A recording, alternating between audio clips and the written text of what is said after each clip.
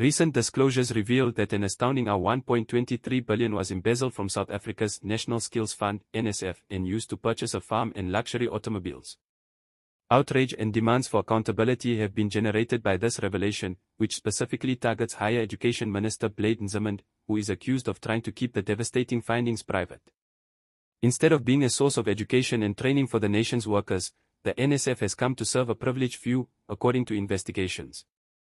The embezzled monies were used to purchase a large farm and luxury cars, which is a clear violation of the fund's objectives. Serious questions about the NSF's administration and governance have been raised by this finding. Employer levies support the fund, which is intended to keep South Africa's labor force competitive in the global market. Such a large sum being siphoned off not only weakens these efforts but also denies job and skill development opportunities to many individuals.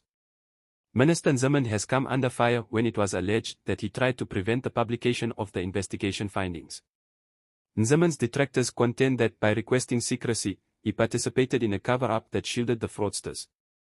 Accusations of impeding justice and neglecting his responsibility to maintain accountability and openness in his department have been made in response to the minister's decision to withhold the material.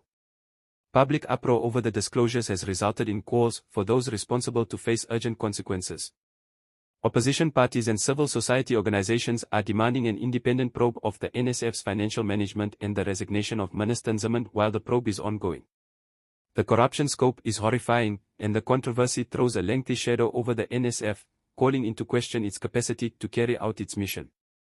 Comprehensive changes, strict supervision procedures, and the punishment of anyone found guilty of malfeasance are all necessary to rebuild trust in the fund. President Cyril Ramaphosa has promised that those involved would be held accountable and has called for a thorough inquiry. In response to the outcry, the Directorate for Priority Crime Investigation in South Africa, or the Hawks, is anticipated to be crucial in determining the whole scope of the scam and apprehending its perpetrators.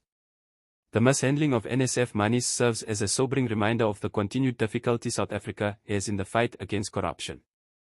The country will be carefully monitoring the investigation's progress to see if justice is done and whether structural improvements are put in place to avoid such abuses in the future.